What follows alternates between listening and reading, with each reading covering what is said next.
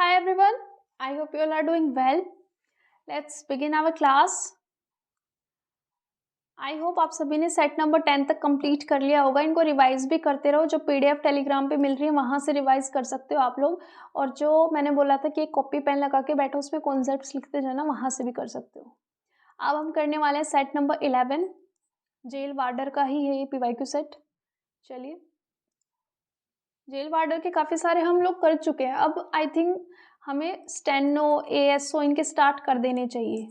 So comment section में ज़रूर बताना कि हम अब फर्दर आगे बढ़ें या इन्हीं के करते रहे. जैसे मैट्रन के रहते अभी जेल वार्डर के भी 2-3 शिफ्ट्स और होंगी, तो यही कंटिन्यू रखूँ मैं या फिर आगे और एग्ज़ाम्स जो रिसेंट में हुए. बिकॉज रिसेंट के एग्ज़ाम्स करने ना बहुत ज़रूरी है. उससे आपको पता चलता है कि ट्रेंड क्या चल रहा है. क्वेश्चंस ट्रेंड के हिसाब से आते हैं कि अच्छा ये ट्रेंड चल रहा है, इस टाइप से पढ़ना है हमें, इस टाइप के सवाल ज़्यादा ध्यान में रखने हैं. तो कमेंट सेक्शन में बता देना कि मैं नेक्स्ट डे से स्टार्ट कर दूँ अलग स्टेनो एएसओ और दास ग्रेड 2 के असिस्टेंट सुपरिटेंडेंट के जो आने वाले एग्जाम्स हैं उनको इवनिंग में रख लेंगे. मैं मेरा प्लान बता देती हूँ, बाकी आप अपना सजेशन ज़रूर देना. जैसे आने वाले एग्जाम्स कौन से अभी DSSB, PRT, ठीक है, और हाँ, और असिस्टेंट सुपरिटेंडेंट का और दास ग्रेड 2, ठीक है. ये आने वाले एग्जाम्स हैं. ये इनके सेट्स भी थोड़े से हार्ड रखूंगी. ये इवनिंग में होंगे, ठीक है. और जो तुम्हारे हो चुके लाइक DSSB स्टेनो का हो चुका है, ASO का हो चुका है, इनके जो हो चुके हैं यानी कि इससे पता चलेगा रिसेंट में क्वेश्चंस कैसे आ रहे हैं, रिसेंट ट्रेंड, इनको मॉर्निंग में रख लेंगे, है ना. बाकी आप लोग अपना सजेशन देना. मैंने सोचा कि अभी वार्डर के काफ़ी 10-11 सेट हो चुके हैं, ये लास्ट करा देते हैं. इसके बाद हम आगे फर्दर बढ़ेंगे. जो हो चुके हैं उन पे भी बात करेंगे और जो होने वाले उन पे भी बात करेंगे. चलिए, फर्स्ट क्वेश्चन. पेन चेंज कर लूँ? रेड तो नहीं, ग्रीन. ग्रीन भी हो रखा है, ये वाला ब्लू यही तो था. ये कौन सा लूँ? ये ले लेती हूँ. Too many cooks spoil the broth. ठीक है, इसका मतलब क्या है? कुक्स, बहुत सारे कुक्स, एक किचन में बहुत सारे कुक्स आ जाएंगे, स्पॉइल द ब्रोथ, तो सब अपनी अपनी रेसिपी देने लग जाएंगे कि ये भी डाल दो, ये भी डाल दो. तो उसका टेस्ट कैसा होगा खुद इमेजिन करके देखो. आपने सोचा आज किचन में मैं कुछ बनाने जाता हूँ, आपकी बहन भी आ गई, ठीक है, मम्मी भी आ गई, चाची भी आ गई, सब सजेशन देने लगे अपनी अपनी रेसिपी कि अरे इसमें राई डाल दो, इसमें ये डाल दो, बहुत अच्छी लगेगी, ऐसा कर दो, वैसा कर दो. तो जब बहुत लोग एक काम में इन्वॉल्व हो जाते हैं, ये एक रियल लाइफ प्रोवर्ब हो गई है, ठीक है, कि जब एक काम में बहुत लोग इन्वॉल्व हो जाते हैं तो वो काम बिगड़ जाता है. क्या हो जाता है? बिगड़ जाता है, स्पॉइल हो जाता है. अब ऑप्शन देख लेते हैं. Collaboration leads to best result, better results. Collaboration यानी कि सब मिलेंगे तो रिजल्ट अच्छा आएगा, ऐसा कुछ नहीं है. सब आप अपना सजेशन देंगे कि ये भी कर दो, वो भी कर दो, इससे काम और खराब होता है, ज़्यादा इन्वॉल्वमेंट अच्छी नहीं होती है. Broth should always be prepared by many कुक्स, इसका कोई कॉन्टेक्चुअल मीनिंग नहीं है. Cooking require specific number of people, ये एकदम लिटरल मीनिंग निकाल के रख दिया इन्होंने. तो इस प्रोवर्ब का मतलब हो जाएगा कि किसी काम में बहुत ज़्यादा लोग इन्वॉल्व होते हैं तो वो काम बिगड़ जाता है, ठीक है. Too many people involved in a task can ruin it. I hope it's clear. चलिए, question number 2. This route to our school is not only dash but also the least crowded. Blue ही ठीक था. हाँ, देखो, not only but also pairing में है, conjunction है, not only but also का पेयर बन रहा है, तो इसके साथ जो वर्ब फॉर्म आएगी ना, वही इसके साथ जो वर्ब फॉर्म आएगी सेम होगी. इसी को हम बोलते हैं पैरेललिज्म. पैरेलल रखना पड़ेगा. लिस्ट क्या है? लेस की सुपरलेटिव डिग्री. जब यहाँ पे बट ऑल्सो के बाद में वर्ब फॉर्म सुपरलेटिव डिग्री आ रही है, सुपरलेटिव फॉर्म आ रही है, तो इसकी वर्ब फॉर्म भी कैसे होगी? सुपरलेटिव होगी ना. शॉर्ट एज शॉर्ट, शॉर्टर भी नहीं, शॉर्टेस्ट एक सुपरलेटिव है. समझ में आया? पैरेललिज्म मेंटेन रखते हैं कंजक्शन में. What is the term for a person whose job is to take care of trees and make sure that they are healthy and safe? तो इसका हो जाएगा आर्बोरिस्ट। इसका मतलब होता है जो ट्री स्पेशलिस्ट होता है ना, ट्री स्पेशलिस्ट जो ध्यान रखता है। हॉर्टिकल्चरिस्ट क्या होता है? ये काइंड ऑफ गार्डनर, ठीक है, जो प्लांट्स और फ्लावर्स इनकी देखभाल करता है, गार्डनर टाइप, ठीक है। और हार्बोरियर ये कोई वर्ड ही नहीं होता है, इंग्लिश में ही नहीं होता है ऐसा कोई वर्ड, ठीक है। और जो आर्बोरिकोल है इसका मतलब होता है वे ऑर्गेनिज्म जो पेड़ के अंदर रहते हैं, ठीक है, जंगल वगैरह में जो पेड़ के अंदर रहते हैं, तो इसका ह्यूमन से कोई लेना देना नहीं है। और ये मैंने बता दिया हॉर्टिकल्चर होता है गार्डन से, वेजिटेबल से, फ्रूट्स हो गया, प्लांट्स, फ्लावर्स, सब चीज़ें इंक्लूड होती है इसमें, लेकिन ये स्पेशलिस्ट नहीं होता। और जो आर्बोरिस्ट है ना, आर्बोरिस्ट एक प्रोफेशन है। क्या है ये? प्रोफेशन है ये एक, ठीक है। आर्बोर, इसका रूट वर्ड लिख लेते हैं यहाँ पे, रूट आर्बोर, इसका मतलब होता है ट्री, ठीक है। ये यहाँ इस क्वेश्चन का कॉन्सेप्ट था। चलिए आगे बढ़ते हैं।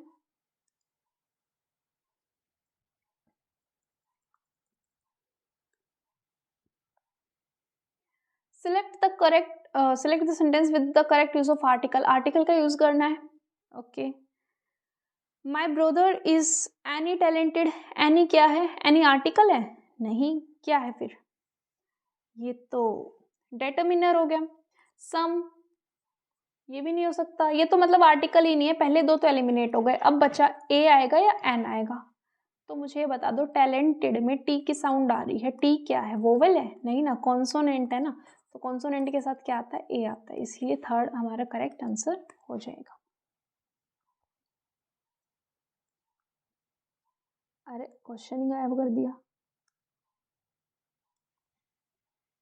What is the term for the practice of eating insects? Insects को खाने के लिए कौन सी जो प्रैक्टिस की जाती है उसको क्या नाम दिया गया है? टर्म बतानी है, ठीक है। तो इसके लिए अब हम यहाँ बात कर ही रहे हैं, तो जितने भी ऑप्शंस है ना सारे रूट वर्ड्स के, इसलिए रूट वर्ड समझ लेते हैं। क्लास का कॉन्सेप्ट नंबर 1 डाल के लिखो। जो ये वर्ड है फर्स्ट, मायरमी, ठीक है, इसका मतलब होता है अंट, अंट्स ईटर, जो अंट्स चींटियाँ खाते हैं उसके लिए, ठीक है। और ये कोई वैलिड वर्ड ही नहीं है, क्रीपीवोर। और इंसेक्टवोरिया भी कुछ नहीं होता है, ऐसी कोई साइंटिफिक टर्म नहीं है, इंसेक्टिवोरस होता है, ठीक है, इंसेक्ट्स के लिए। तो बचा क्या? एंटो। एंटो एक रूट वर्ड है जिसका मतलब होता है इंसेक्ट्स। और फैगी एक रूट वर्ड है जिसका मतलब होता है, फैगी मतलब होता है ईटिंग। क्या होता है? ईट, ईटिंग, खाना। इंसेक्ट्स ईटिंग के लिए क्या हो जाएगा? एंटोफैगी। इनको प्लस कर दो। Got it? चलिए, identify the sentence with the correct use of conjunction. Conjunction लगानी है, ओके। आइदर के साथ और का पेयर होता है, ये चीज पता है? नहीं पता तो कॉन्सेप्ट नंबर 2 डाल लो क्लास का। आइदर के साथ हमेशा और का पेयर मिलेगा, पेयर, ठीक है। ये देखो आइदर के साथ में नोर लिखा हुआ है, तो इसको एलिमिनेट कर दो। Join us either for dinner और join to the movie. Join के बाद में टू इन्होंने इसमें प्रीपोजिशन गलत लगा दी, प्रीपोजिशन गलत है, तो ये भी eliminate. Either join us for the dinner और कमिंग टू द मूवी। अब ये बताओ, आइदर और क्या है? कंजक्शन ही तो है ना। अब ऊपर एक क्वेश्चन नंबर 3 या 4 में कॉन्सेप्ट अब ये भी सीखा है कि जब कंजक्शन हो, वो था ना नॉट ओनली बट ऑल्सो, तो नॉट ओनली के साथ में जो वर्ब फॉर्म थी वही बट ऑल्सो के साथ में वर्ब आई थी, सेम सेम। क्यों? पैरेललिज्म। तो यहाँ भी तो पैरेललिज्म मेंटेन रखो भाई। आइदर और कंजक्शन है, आइदर के साथ में जॉइन आ रहा है यानी कि वर्ब बेस फॉर्म आ रही है, तो कमिंग जिरंड फॉर्म कैसे आ जाएगी भाई? कमिंग तो जिरंड फॉर्म हो गई, वर्ब की जिरंड फॉर्म कैसे लिख सकते हो तुम? एक में बेस फॉर्म लिख रहे हो, एक में जिरंड फॉर्म, तो यहाँ भी बेस फॉर्म यानी कि कम आएगा, तभी ठीक होगा। दैट्स वाई फोर्थ भी एलिमिनेट हो गया। You can either join us for dinner और कम टू द मूवी। इसमें पैरेलल हो रहा है, जॉइन और कम सेम सेम आ रहा है, ओके, नेक्स्ट है which of the following words is misspelled. Spelling, embarrass में डबल आर डबल एस आता है, ठीक है। रेस्टोरेंट में रेस्ट ओरेंट, ठीक है। एक्सीडेंट प्लस अली, एक्सीडेंटली, ये भी ठीक है। कॉन्शियस, कॉन्शियस में कौन, साइन, साइंस का साइन फिर लगा लो ओ यू एस, ये होता है करेक्ट। चलिए, she decided to dash her soul and share her deepest emotion with the group. उसने डिसाइड किया अपनी सोल को एकदम एक्सपोज करना, रिवील करना और अपने डीपेस्ट इमोशन को शेयर करना। जब हम अपनी डीपेस्ट इमोशन को शो करते हैं, शेयर करते हैं, तो अपनी जो हमारी अंतरात्मा है उसको हम खोल के रख देते हैं। तो अपनी आत्मा को खोल के रख दिया, मतलब कि उनके सामने बेयर हर सोल। बेयर का मतलब होता है रिवील कर देना या फिर एक्सपोज कर देना एकदम खुल के, ठीक है। ये वाला बियर ड्रिंक होता है जो इस कॉन्टेक्स्ट में फिट नहीं हो रहा है, और ये बियर होता है बर्दाश्त करना, टॉलरेट करना। और जो बार है, बार एज सच कोई यहाँ पे वर्ड नहीं होता, सोप बार वगैरह में तो कॉन्टेक्चुअली रॉन्ग है ये। 9th, select the sentence with the correct use of preposition. Concept number 3 डाल के लिखो। इंटरेस्टेड के साथ हमेशा इन आता है, इसका मतलब, और ये शो किसको करता है, किसी भी स्पेसिफिक फील्ड में क्यूरियोसिटी को शो करता है इंटरेस्टेड इन। तो विद नहीं होगा, 4 नहीं होगा, 2 नहीं होगा, यही होगा, ठीक है।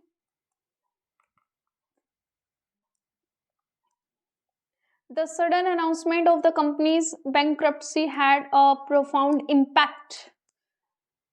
Profound impact, impact क्या होता है, इफेक्ट, किसी पे बढ़िया इम्पैक्ट मारना, किसी को इन्फ्लुएंस करना, ठीक है।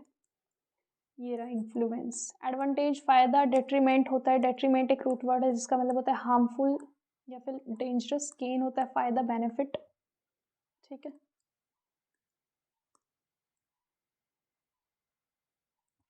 अब आ गया क्लोज टेस्ट। देखो लास्ट वीडियो में जो सेट नंबर 8 किया था ना, उसमें स्क्रीन रिकॉर्डिंग अपने आप बंद हो गई थी, तो 2-3 क्लोज टेस्ट हम रह गए थे, हमारे रह गए थे। तो आज हम ना क्लोज टेस्ट बहुत अच्छे से समझने वाले। तो अब तक अगर सोए हुए थे ना, तो एकदम एक्टिव हो जाओ, बिकॉज बार बार ये चीज़ें समझ में आने की नहीं होती कि आप रोज़ स्ट्रगल कर रहे हो क्लोज टेस्ट के साथ, मार्क्स सब कम आ रहे हैं। एक ही बार में ना अच्छे से समझ लो। करें स्टार्ट। देखो स्टेप 1 क्या होता है, यहाँ लिख रही हूँ मैं। क्लोज टेस्ट देखते ही क्या करोगे, हम पहले पैसेज को पढ़ेंगे, पैराग्राफ जो भी बोल लो, क्लोज टेस्ट बोल लो, पैराग्राफ को पढ़ेंगे।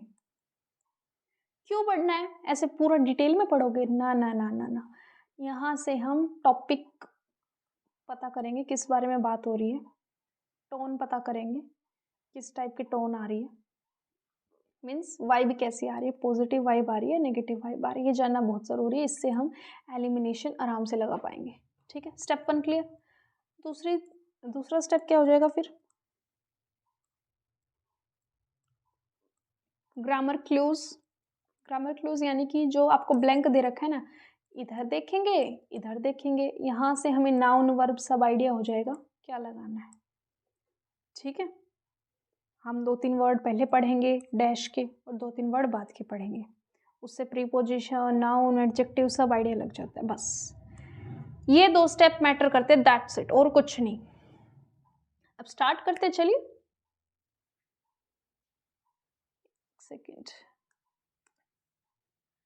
ब्लैंक 3, ये चीज भी हाँ स्टेप डाल के लिख लो, बिकॉज DSSB CHSL CGL में तो फिर भी 1 2 3 4 5 एकदम सीक्वेंस में होता है, लेकिन DSSB में घुमा देता है, पहले ही 5वां ब्लैंक भरवा लेगा, तीसरा भरवा लेगा, पहले पे पहला कभी नहीं भरवाता, ठीक है। तो ये उल्टा फुल्टा मत करके आ जाना। ब्लैंक 3 देखो यहाँ पर है, फर्स्ट स्टेप करते हैं। सबसे पहले तो पैराग्राफ को रीड करेंगे, इससे टोन पता चल जाएगी हमें। तंजावुर डिस्ट्रिक्ट जो तमिलनाडु में है, ठीक है, वहाँ पे एक डैम बिल्ट करा है, ठीक है। कलानी डैम नाम था उसका, बहुत ही ओल्डेस्ट डैम है चोला डायनेस्टी का। So this passage was about dam, dam का कंस्ट्रक्शन के बारे में इस पैसेज में बात हो रही है, ठीक है, कि ऐसे ऐसे हुआ था। तो वाइब कैसी है, पॉजिटिव है, ऐसा एज सच इन्होंने कुछ चैलेंज नहीं दिखाए, इन्होंने बस ये बताया कि हाँ डैम का ऐसे ऐसे कंस्ट्रक्शन हुआ था। पहली चीज़ क्लियर होगी। अब दूसरी ग्रामर क्लूज वो हम ब्लैंक के हिसाब से देखेंगे। ब्लैंक नंबर 3 देखो, डैश कॉलोनी डैम। मैंने बोला कि जब क्लूज देखते तो इधर देखो, तो इससे पहले मैं देख रही हूँ ये Kaveri river is the oldest operational dam in India. इस डैम की बात हो रही है कि ओल्डेस्ट है। And the fourth dash operational water structure in the world. Concept number कौन सा चल रहा है, थर्ड या फोर्थ, पता ही नहीं है। डाल के लिखो। जब भी ऑर्डिनल आ जाता है, कार्डिनल ऑर्डिनल एडजेक्टिव में बताया था ना, तो इसमें फोर्थ क्या है, ये जो फोर्थ लिखा हुआ ये क्या है, ये एक ऑर्डिनल नंबर है। सेकंड, थर्ड, फोर्थ, ये सब ऑर्डिनल नंबर है। तो ऑर्डिनल नंबर के साथ हमेशा सुपरलेटिव डिग्री आएगी। कौन सी डिग्री आएगी, सुपरलेटिव डिग्री आएगी। क्लियर है ये कॉन्सेप्ट, स्टार मार्क करके लिख रही हूँ कि ऑर्डिनल नंबर के साथ हमेशा फोर्थ, थर्ड, सेकंड, फर्स्ट, ये सब क्या ऑर्डिनल नंबर से, इनके साथ में हमेशा सुपरलेटिव डिग्री आएगी। क्लियर है, चलिए next is select the most appropriate option for blank. Okay, blank कहाँ है, 2 नहीं, फिफ्थ में भरना है, fifth. The idea behind the dash of the dam was to divert the river into the delta districts. Okay, बस इतना ही पढ़ना होता है। अब इसमें जो ब्रिज है, ब्रिज और डैम और बिल्डिंग, इनका मैन्युफैक्चरिंग नहीं होते, डेवलपमेंट का तो अलग ही कॉन्टेक्स्ट चला गया है, तो प्रोग्रेस के लिए यूज होता है। किसी चीज़ के बनने की बात हो रही है, यहाँ पे डैम बनने की बात हो रही है। प्रोडक्शन और जो मैन्युफैक्चरिंग है ना, ये होता है किसी सामान का बनना। मैन्युफैक्चरिंग जनरली फैक्ट्री प्रोडक्शन के लिए होता है, कुछ फैक्ट्री में कुछ बन रहा है।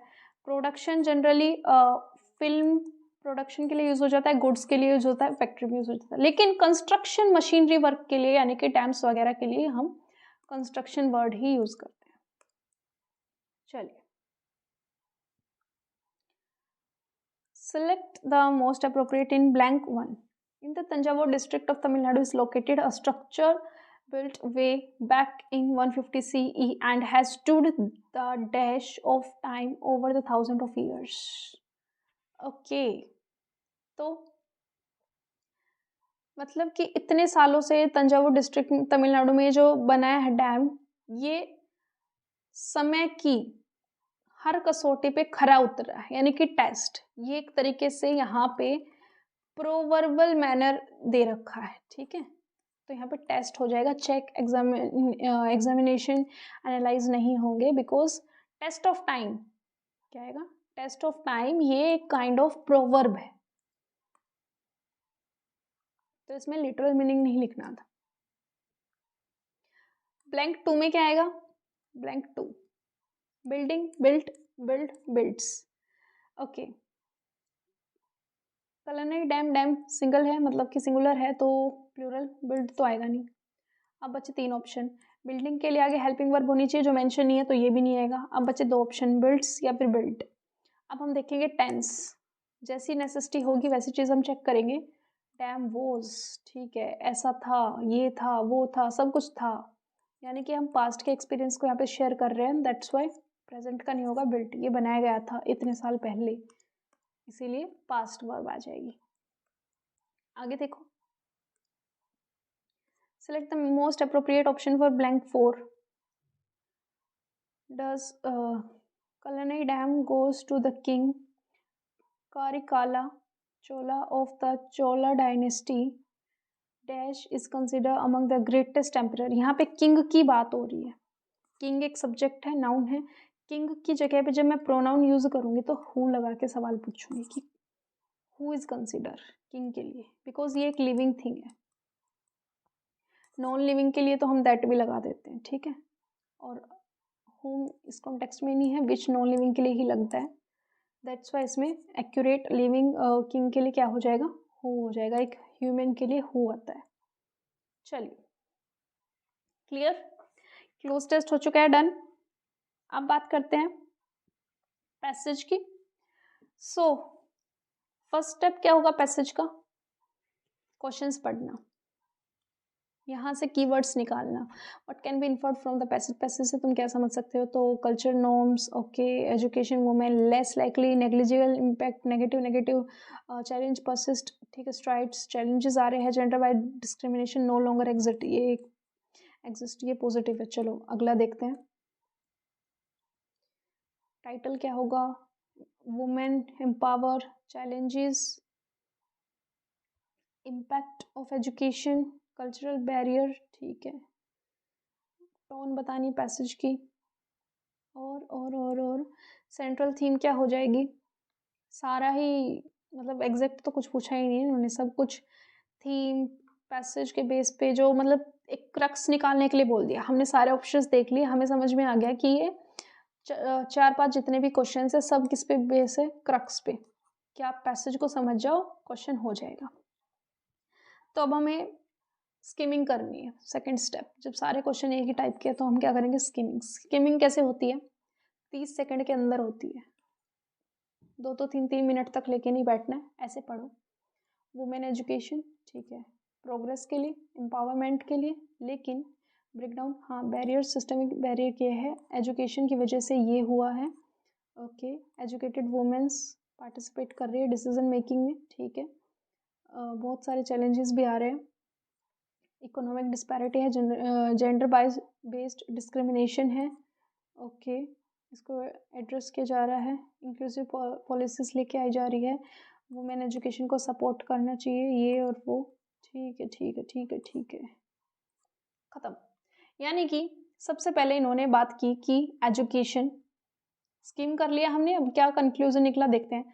इन्होंने यहाँ पे बात की कि एजुकेशन ने बहुत हेल्प की है, वुमेन एजुकेशन काफ़ी एक प्रोग्रेस के लिए है, मतलब कि इसको सपोर्ट करना चाहिए। फिर यहाँ के 2-4 लाइनों में इन्होंने नेगेटिव इम्पैक्ट बता दिया कि एजुकेशन तो हो गई है, लेकिन फिर भी बेचारियों के साथ कुछ ना कुछ ऐसे हो रहा है, इकोनॉमिक डिस्पैरिटी बोल लो, जेंडर बेस्ड डिस्क्रिमिनेशन बोल लो, तो ये सब चीज़ें हो रही है, कल्चरल नॉर्म्स बोल लो। पहले इन्होंने बताया कि एजुकेशन से ये दशा सुधरी है, फिर उन्होंने नेगेटिव पॉइंट दे दिया, एंड लास्ट की लाइन में देखना इन्होंने दोबारा से होप दी है, ठीक है, लास्ट की लाइन में देखो, सपोर्ट करना चाहिए वुमेन एजुकेशन को क्योंकि एक इन्वेस्टमेंट है फ्यूचर में, ये करो वो करो, तो लास्ट में क्या कर दी? होप। पैसेज का क्रक्स आ गया समझ में। अब क्वेश्चन देखते हैं। What can be inferred from this passage? Inferred होता है कि इससे आप क्या कंक्लूड कर सकते हो, क्या समझ में आया कि gender based discrimination no longer exist. अभी तो बताया नेगेटिव इम्पैक्ट में आ तो रखा है ये जेंडर बेस्ड, ये नहीं हो सकता। Educated women are less likely to face challenges, इन्होंने ये बताया तो सही कि एजुकेशन ने हेल्प की है, लेकिन फिर भी वो ये सब फेस कर रही है, तो ये भी नहीं हो सकता। Cultural norms have a negligible impact on education, cultural norms का तो बहुत भर भर के इम्पैक्ट है, ये भी नहीं हो सकता। चैलेंजेस परसिस्ट डिस्पाइट स्ट्राइड्स इन वुमेन एजुकेशन, स्ट्राइड्स क्या होता है? स्ट्राइड्स होता है प्रोग्रेस, प्रगति, कि प्रोग्रेस तो बहुत हो रही है वुमेन एजुकेशन में, उसके अलावा फिर भी चैलेंजेस फेस कर रही है वो, तो हमने पैराग्राफ से यही इन्फर्ड किया है, यही पैसेज से कंक्लूड किया है। Next question, select the most appropriate title, title बताना है, तो थीम अभी भी याद होगी, पहले में एजुकेशन की इम्पोर्टेंस, दूसरे के 3 लाइन्स में नेगेटिव पॉइंट, थर्ड में होप है, होप लास्ट में होप पे ख़त्म कर दिया ना कोई पैसेज, तो उसका सिंपल मतलब है कि पॉजिटिव टोन है, पॉजिटिव टाइटल होगा, पॉजिटिव चीज़ें होगी। अगर वो यहाँ नेगेटिव पे छोड़ देता ना तो सोचने की बात थी कि इसका कुछ नेगेटिव आ सकता है, जैसे कि चैलेंजेस हो गया, इम्पैक्ट हो गया, कल्चरल बैरियर्स हो गए, ये सारे नेगेटिव है ना, 1 2 3 तीनों नेगेटिव स्टेटमेंट्स हैं कि चैलेंजेस ये आ रहे हैं, इम्पैक्ट ये आ रहा है, लेकिन उसने ऑथर ने क्या कर दिया, लास्ट में पॉजिटिव साइन दे दिया, एक होप दे दिया, एक ऑप्टिमिज्म दे दिया। यहीं से समझ जाना कि टाइटल पॉजिटिव बनाना है। समझ में आई ये बात, बहुत इंपॉर्टेंट थी। तो empowering women through education, education के थ्रू वुमेन्स को एम्पावर करना, बिकॉज ऊपर भी इन्होंने ऑप्टिमिज्म दिखाया, होप दिखाई, एक अच्छी पॉजिटिव वाइब दी है, और लास्ट में भी बस बीच में कुछ जो कमियां हैं वो एड्रेस की है।